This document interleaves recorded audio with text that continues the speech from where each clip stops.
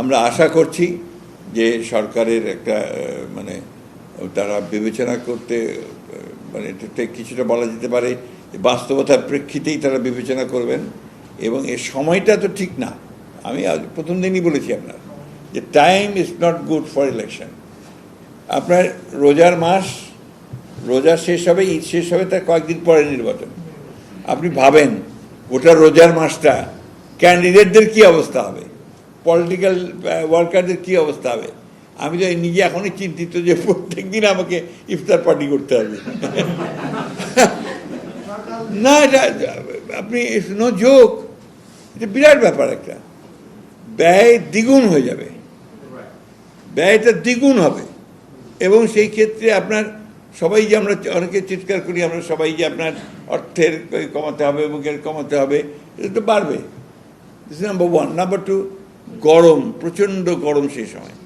আপনার ঝড় বৃষ্টি আছে দিনের বেলা। আমরা তো আমাদের যে কালচার, এখানে নির্বাচনের জনসভা করতে হয়, জনসভা করে লোককে বলতে, জনসভাতে লোকজন আনাটাই মুশকিল হবে। রৌদ্রের মধ্যে কে আসবে? রাত্রিবেলা গিয়ে মিটিং করতে হবে আর কি, সূর্যের।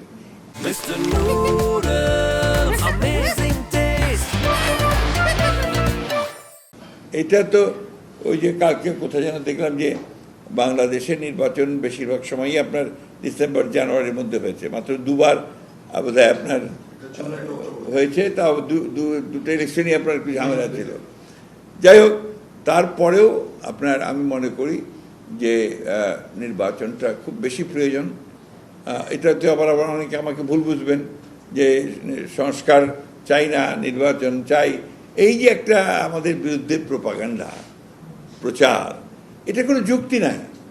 আমরা তো বহু আগে সংস্কারের কথা বলেছি, আমরা বহু আগে বলেছি যে এই ব্যবস্থা চলবে না এবং সেই ব্যবস্থাটাকে আমরা ভিশন 2030 ম্যাডামকে দিয়েছি এই রুমে বসে, আমার এখনো মনে আছে।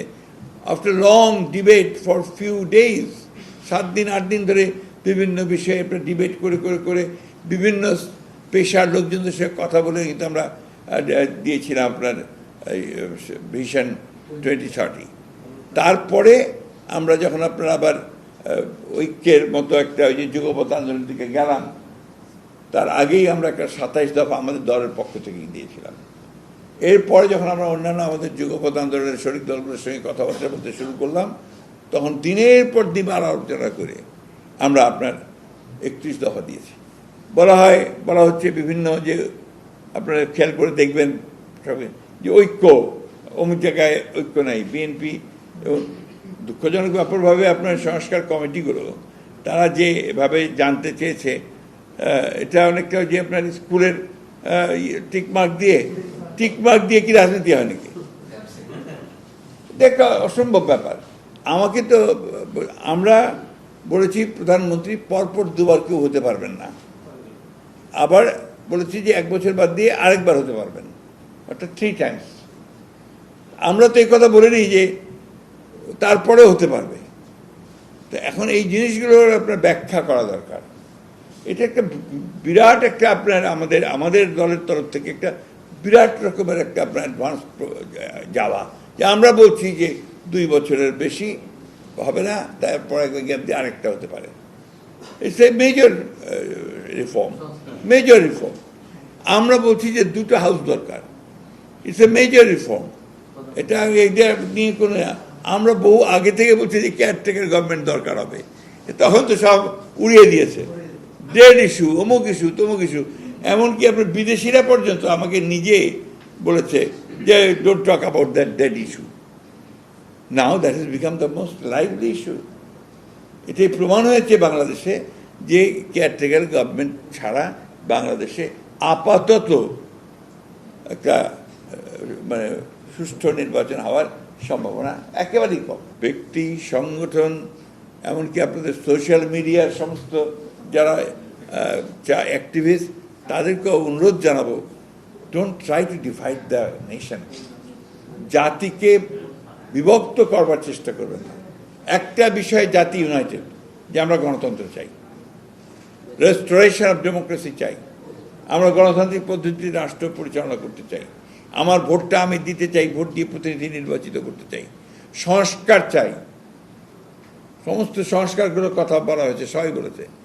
সেই ক্ষেত্রে এটাকে এখন অযথা এই ডিভিশনটা করবেন না। এই ডিভিশনটা আমরা যদি করি তাহলে আমাদের এই জাতির বাইরে যারা আছে, শত্রু যারা বারবার বাংলাদেশকে বিভিন্নভাবে আপনার ক্ষতিগ্রস্ত করার চেষ্টা করেছে, তারা এই সুযোগটা আরও বেশি করে পেয়ে যাবে। আপনি এর আগের উত্তর আমি বহুবার দিয়েছি আপনার, যে BNP is always ready for election, কারণ এটা নির্বাচনের দল, এটা নির্বাচন করেই ক্ষমতায় যেতে চায়। এই যে আপনার অনেকেই, ভাই আমি তো বিপ্লবী দল নই, খুব পরিষ্কার কথা, আপনারা আমাকে কোট করতে পারেন, আমরা কোনো বিপ্লবী দল নই, আমরা নির্বাচন করেই জনগণের ভোটের মাধ্যমে আমরা ক্ষমতায় যেতে চাই। সুতরাং এই ব্যাপারে তো আপনার আমি কোনো আমাদের কথাগুলো খুব পরিষ্কার আর কি, এবং যখন সবাই চাইবে, একমত হবে, তখন নির্বাচন হবে, অসুবিধা নেই।